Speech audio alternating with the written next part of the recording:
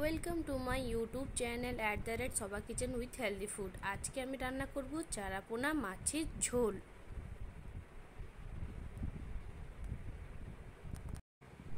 এখানে আমি চারাপোনা মাছগুলো খুব ভালোভাবে ধুয়ে রেখে দিয়েছি এবং নুন দিয়ে দিয়েছি। এরপর আমি হলুদ দিয়ে দিচ্ছি। এরপর আমি দিয়ে দেবো সর্ষের তেল। ভালোভাবে সব কিছু মাখিয়ে নেব।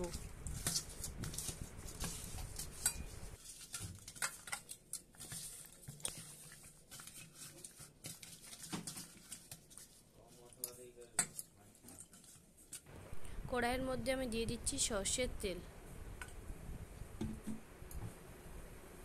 সর্ষের তেল গরম হয়ে গেছে। এরপর আমি চারাপোনা মাছগুলো একটা একটা করে ছেড়ে দেব।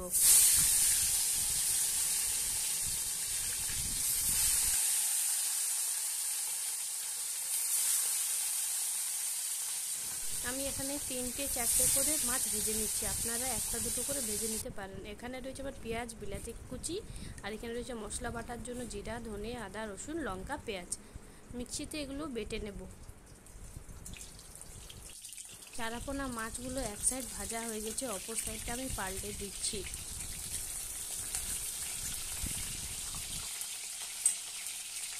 মশলাটা আমি মেশিনে পিষে নিচ্ছি। এখানে আমার মাছগুলো ভাজা হয়ে গেছে। এরপর আমি মাছগুলো সব তুলে নেব।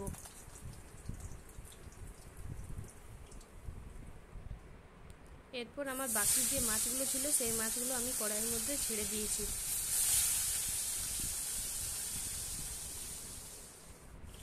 এই মাছগুলো এক সাইড ভাজা হয়ে গেছে, অপর সাইড আবার পাল্টে দিচ্ছি। তো সব মাছগুলোই আমার ভাজা হয়ে গেছে, আমি তুলে নিচ্ছি। এখানে আমার সব মাছগুলো ভাজা হয়ে গেছে। দেখুন, মাছ ভাজার তেলটা দিয়ে আমি রান্নাটা করে নেব, আর অন্য তেল নিব না। তেলের মধ্যে দিয়ে দিচ্ছি আমি তেজপাতা, পেঁয়াজ কুচি, বিলাতি কুচি। ভালোভাবে আমি ভেজে নেব লাল লাল করে।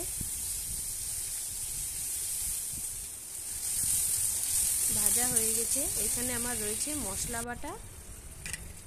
এরপর আমি মশলা বাটা দিয়ে দেবো 3 চামচ। আবার আমি মশলা বাটা, পেঁয়াজ কুচি সব কিছু একসাথে ভালোভাবে মিশিয়ে নেব। 1 চামচ নুন দিয়ে দেবো, 1 চামচ হলুদ। আবার ভালোভাবে কষিয়ে নেব। এরপর দিয়ে দিব মাছের মশলা।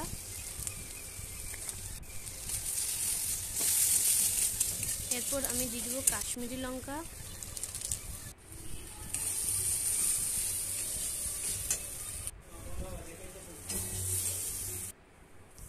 আবার ভালোভাবে কষিয়ে নেব। এখানে মশলা আমার ভালোভাবে কষানো হয়ে গেছে। এরপর আমি জল দিয়ে দেব। অল্প জল দিয়ে আবার কষিয়ে নেব।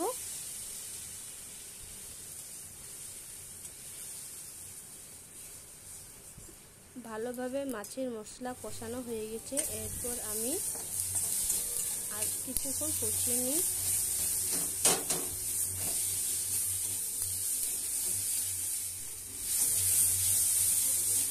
চারাপোনা মাছগুলো ঝোলঝোল হবে, সেই জন্য আমি বেশি করে এরপর জল দিয়ে দেব। ভালোভাবে জলের মধ্যে মশলা মিশিয়ে নেব।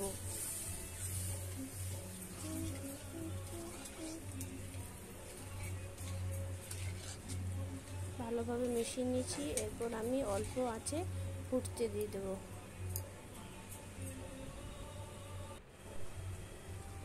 দুটো কাঁচা লঙ্কা নিয়ে নিয়েছি।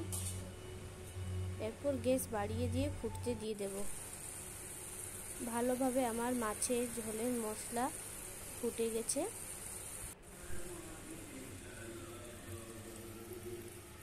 ঝোলের মধ্যে দিয়ে দেব ভেজে রাখা চারাপোনাগুলো।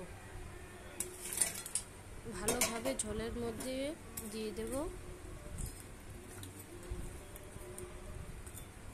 ঝোলের মধ্যে সব চারাপোনাগুলো অল্প আঁচে ফুটতে দিয়ে দেব।